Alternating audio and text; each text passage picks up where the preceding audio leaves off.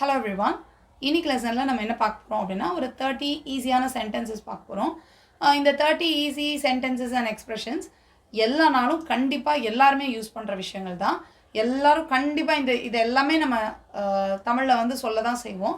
So இது எல்லாத்தையும் நம்ம வந்து இங்கிலீஷில் எப்படி சொல்லணும் அப்படின்னு தெரிஞ்சுக்கிட்டோம் அப்படின்னா இங்கிலீஷ் கற்றுக்கிறதுக்கு இது ரொம்ப ஈஸியான ஒரு வழி, ஃபஸ்ட்டு ஸ்டெப். ஸோ குட்டி குட்டி இந்த மாதிரி சென்டென்சஸ் எக்ஸ்பிரஷன்ஸ் தெரிஞ்சிட்டோம் அப்படின்னா நம்ம தமிழில் சொல்ல வேண்டிய நேரத்தில் இதை வந்து இங்கிலீஷில் சொல்லியாவது பார்க்கலாம். இல்லை சொல்ல முடியல அப்படின்னா கூட, சொல்ல ஒரு மாதிரி இருக்குது, டக்குன்னு இங்கிலீஷில் சொல்ல வரல அப்படின்னா கூட அதை தமிழில் சொல்லும்போது இதுக்கு வந்து இங்கிலீஷில் இப்படி சொல்லணும் அப்படின்னு நினச்சாவது பார்த்துக்கலாம். அப்படி நினச்சிட்டே இருந்தால் கூட நமக்கு அப்படியே அது மைண்டில் வந்து மறந்தே போகாது, அப்படியே ரெஜிஸ்டர் ஆயிரும். இந்த சென்டென்சஸ் எல்லாம் தெரிஞ்சு வச்சுக்கிட்டு டெய்லி நீங்கள் இதை சொல்லும்போது ஒரு செகண்ட் இதை இங்கிலீஷில் எப்படி சொல்லுவோம் அப்படின்னு யோசித்து பார்த்துக்கோங்க. இல்லைன்னா அதை இங்கிலீஷ்லேயே கூட சொல்லி பாருங்கள், ஈஸியாக இங்கிலீஷ் பேசிடலாம். First one, you will thank me later. இதுக்கு என்ன அர்த்தம் அப்படின்னா நீ எனக்கு அப்புறமா நன்றி சொல்லுவ கண்டிப்பாக அப்படின்றது தான் you will thank me later அப்படின்னு சொல்கிறோம். இதை வந்து எப்போல்லாம் நம்ம யூஸ் பண்ணலாம் அப்படின்னா, நம்ம யாருக்காவது வந்து ஒரு ஐடியா கொடுக்குறோம், ஏதோ ஒரு எந்த விஷயமா இருந்தாலும் சரி, ஏதோ ஒன்று சொல்லிவிட்டு இது வந்து உனக்கு கண்டிப்பாக ரொம்ப யூஸ்ஃபுல்லாக இருக்கும், இது வந்து ரொம்ப நல்லாயிருக்கும், இதை செஞ்சுட்டு கண்டிப்பாக பாரு நீ எனக்கு வந்து கண்டிப்பாக தேங்க்ஸ் சொல்லுவேன், கண்டிப்பாக இது வந்து உனக்கு யூஸ்ஃபுல்லாக இருக்கும், இந்த மாதிரிலாம் ஒரு ரொம்ப நல்ல விஷயத்த வந்து நம்ம சொல்லிவிட்டு definitely you will thank me லேட்டர்னா அப்புறமா இதை செஞ்சு பார்த்துட்டு உனக்கு ரிசல்ட் கண்டிப்பாக கிடைக்கும், அதனால் நீ எனக்கு வந்து கண்டிப்பாக தேங்க்ஸ் சொல்லுவேன் அப்படின்னு சொல்கிறதுக்கு தான் you will thank me later அப்படின்னு சொல்கிறோம். Next one, listen carefully. So இது ரொம்ப காமனாக நம்ம சொல்கிறது தான், கவனமாக கேளு நான் சொல்கிறத அப்படின்னு சொல்கிறதுக்கு லிசன் கேர்ஃபுல்லி அப்படின்னு சொல்லலாம். Next one, behave your self. So behave your self அப்படின்றது முக்கியமாக குழந்தைங்களுக்கு வயசில் கம்மியானவங்கள்ட்ட சொல்லலாம், இல்லை நம்ம ஃப்ரெண்ட்ஸ் கிட்டையும் சொல்லிக்கலாம். இது வந்து எதுக்காக சொல்கிறோம் அப்படின்னா, ஒழுங்காக நடந்துக்கோ அப்படின்னு சொல்கிறதுக்கு, பொது இடத்துல ஒழுங்காக நடந்துக்கோ அப்படின்லாம் சொல்லுவோம்ல, ஒழுங்காக நடந்துக்கோன்னு சொல்கிறது தான் பிஹேவ் யுவர் செல்ஃப் அப்படின்னு சொல்லிட்டு சொல்கிறோம். Next one, don't be chilli. Don't be chilli அப்படின்னா ரொம்ப சின்ன குழந்தைத்தனமாக சின்ன பிள்ளைத்தனமாலாம் பண்ணாத அப்படிலாம் சொல்கிறது தான் டோன்ட் பி சில்லி அப்படின்னு சொல்லிட்டு சொல்கிறோம். Next one, I can't wait any longer. இதுக்கு என்ன அர்த்தம் அப்படின்னா, இதுக்கு மேலே என்னால் காத்திருக்கவே முடியாது அப்படின்னு ஏதாவது ஒரு விஷயத்துக்கு சொல்லணும் அப்படின்னா I can't wait any longer அப்படின்னு சொல்லலாம். Next one, hold this for me.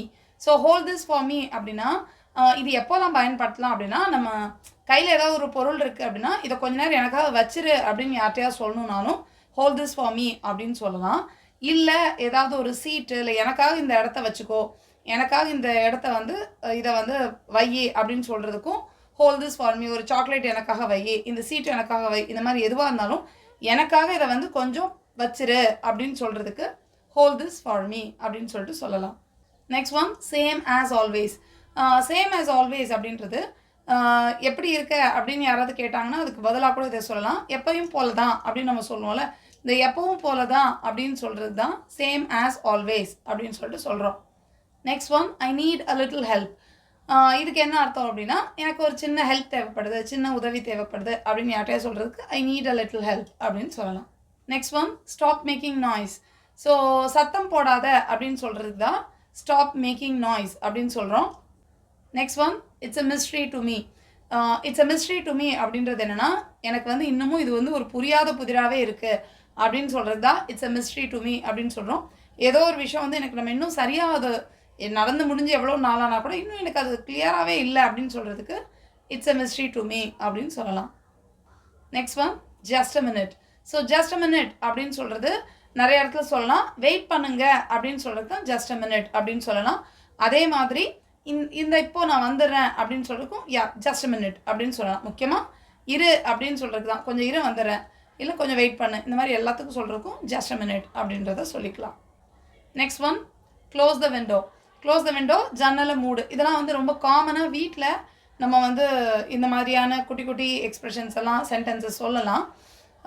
வீட்டில் இல்லை ஒர்க் பண்ணுற இடத்துல ஜன்னலை மூடு, so close the window. Next one, draw the curtain. So இதுவும் வந்து ரொம்ப முக்கியமாக நம்ம யூஸ் பண்ணுறது தான். நிறைய கர்டன்லாம் இருக்கும். கர்டன்னா அந்த பின்னாடிலாம் இப்போ தெரியுதுல, இதெல்லாம் வந்து கர்டன் தான்.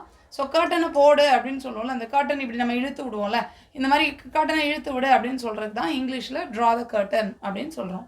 Next one, sorry for the delay. இதுக்கு என்ன அர்த்தம் அப்படின்னா, லேட்டாக வந்ததுக்கு மன்னிச்சுக்கோங்க அப்படின்றது. ஸோ ஏன் லேட்டுன்னு ஒருத்தவங்க காரணம் கேட்குறதுக்கு முன்னாடியே நம்ம லேட்டாக போயிருக்கோம் அப்படின்னா சாரி ஃபார் த டிலே அப்படின்னு சொல்லிடலாம். அப்படி இல்லை அப்படின்னா சாரி ஐ எம் லேட் அப்படின்னு சொல்லலாம். Next one everything is fine. So everything is fine அப்படின்னா எல்லாம் நல்லபடியாக இருக்குது, எல்லாமே நல்லா இருக்குது அப்படின்னு எப்போல்லாம் நம்ம சொல்கிறோமோ அதுக்கு எல்லாத்துக்கும் எவ்ரிதிங் இஸ் ஃபைன் அப்படின்னு சொல்லிடலாம். Next one talk to you later. இது வந்து ஃபோனில் பேசுகிறதா இருந்தாலும் சரி, நேரில் பேசுகிறதா இருந்தாலும் சரி, நம்ம அவசரமாக ஒரு இடத்துக்கு வேற ஒரு வேலையாக போக வேண்டியிருக்கு அப்படின்னா நம்ம பேசிகிட்டு இருக்கவங்க கிட்ட okay talk to you later, நான் அப்புறமா பேசுகிறேன் அப்படின்னு சொல்கிறதுக்கு டாக் டு யூ லேட்டர் அப்படின்னு சொல்லலாம். Next one say something. So say சம்திங்னா ஏதாவது சொல்லு அப்படின்னு சொல்கிறதுக்கு தான் நம்ம இந்த மாதிரி சொல்கிறோம். இது நம்ம எப்போல்லாம் நம்ம ஃப்ரெண்ட்ஸ் கிட்ட எந்த சுச்சுவேஷனாலும் ஓகே நீ ஏதாவது சொல்லு அப்படின்லாம் சொல்கிற நேரத்தில் சே சம்திங் அப்படின்னு சொல்லலாம். Next one I apologise.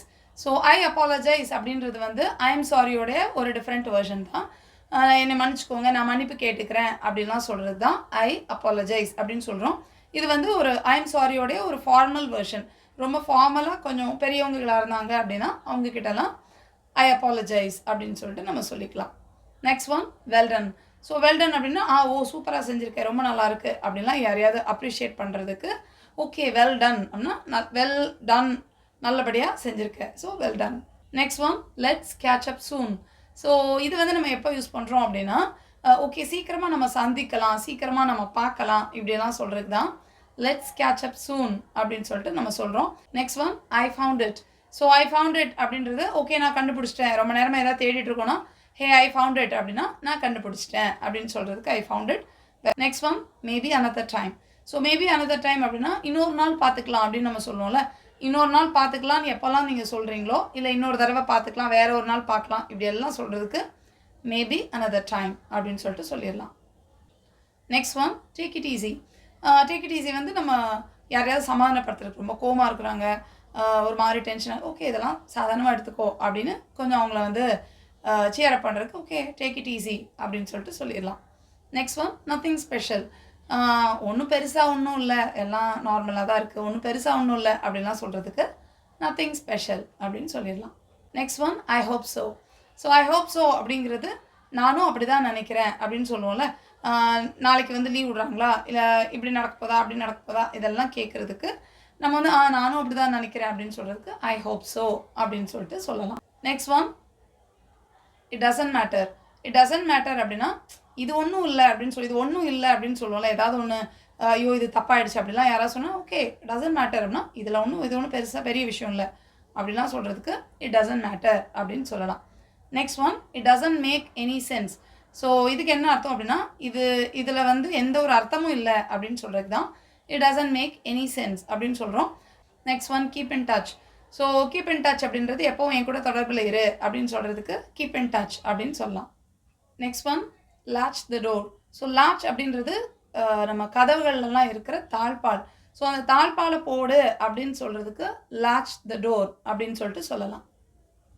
Next one oil your hair.